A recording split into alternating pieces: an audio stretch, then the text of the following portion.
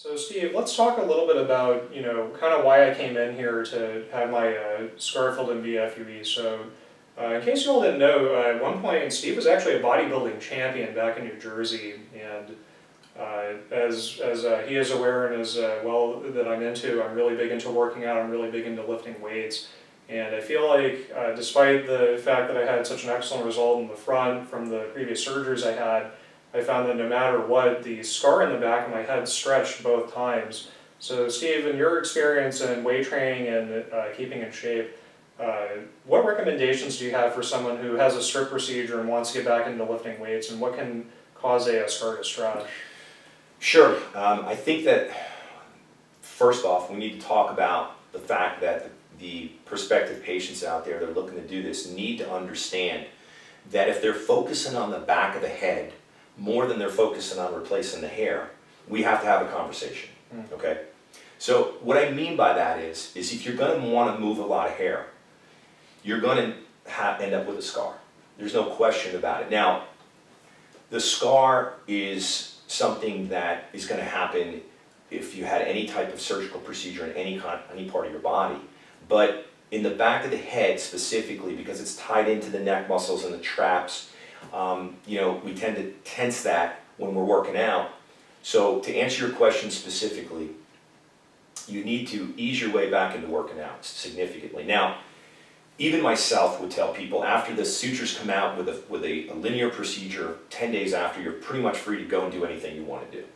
That's true in regards to cardio, that's true in regards to playing basketball and accelerating and jumping. But when you're talking about bodybuilding or powerlifting, or trying to get in shape for even in this world, this CrossFit stuff, or maybe a triathlon or whatever people are doing, that they've got to get their bodies in top shape, it's a whole different animal. So I've kind of changed my philosophy now where I'll tell patients, okay, let's talk about the basics in bodybuilding and powerlifting. Let's talk about bench presses, shoulder presses, squats, and deadlifts. No, no, no, no. At least not real heavy right out of the get-go. So yeah, you can go back to doing any kind of curls and push-ups and triceps and do the whole body in the gym, but not so much the 80% or 90% or 100% max weight for a while. And you just have to ease yourself back into it. The fibrous tissue in the back of the head is just kind of getting used to coming back together. Gotcha. So what we don't want to do is put any stress or tension on that. And I don't blame the hair transplant or hair restoration industry on this information. I just think that the way that athletes are, working out these days is head and shoulders above where it was 20 or 30 years ago. So, when it comes to make a point, when it comes down to anyone that chooses to have a linear procedure, which for the most part will be able to move a lot more hair and get a much better result, and then, oh my God, I'm going to have this horrible scar on the back of my head. It's simply not true if it's done by a surgeon that knows what he's doing. Dr. McGrath's, one of his favorite sayings is there's no such thing as minor surgery, there's just minor surgeons. So you want to make sure that you see examples of the doctor's work. Does that doctor guarantee his suture line? But when it comes to post-operative working out, it's not the doctor's fault if somebody goes and squats 605 pounds 15 days after the procedure. We all have to understand that.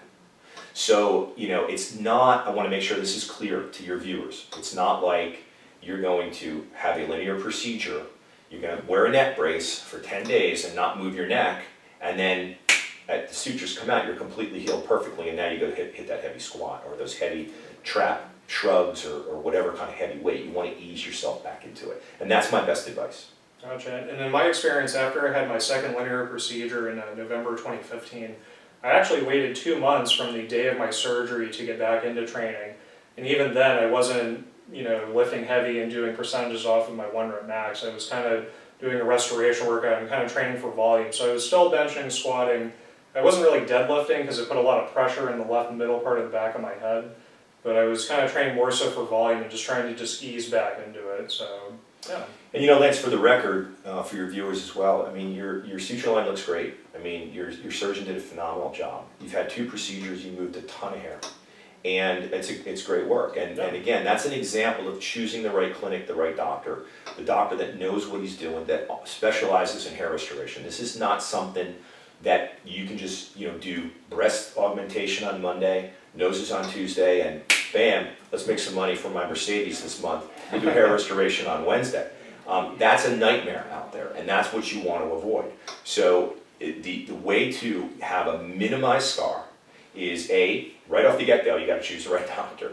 And then B, if you are that guy that has to hit that gym 10 days later, you've got to ease yourself back into it. Gotcha. So you can't just put the pedal to the metal, so to speak, right out of it. Yeah, and then if you want me to go off on a tangent, this whole new thing with this core training and all that kind of stuff, I mean, whether it's yoga or, some sort of class training, if you can kind of turn yourself into that guy that's more of a fitness guy or a gymnast type of guy and not that hardcore bodybuilder for about 6 weeks post-op, keep everything in the core, work your center core, even when you're doing legs, lighter weight and all that, and that's just a different way to work out as well, which can always benefit the body.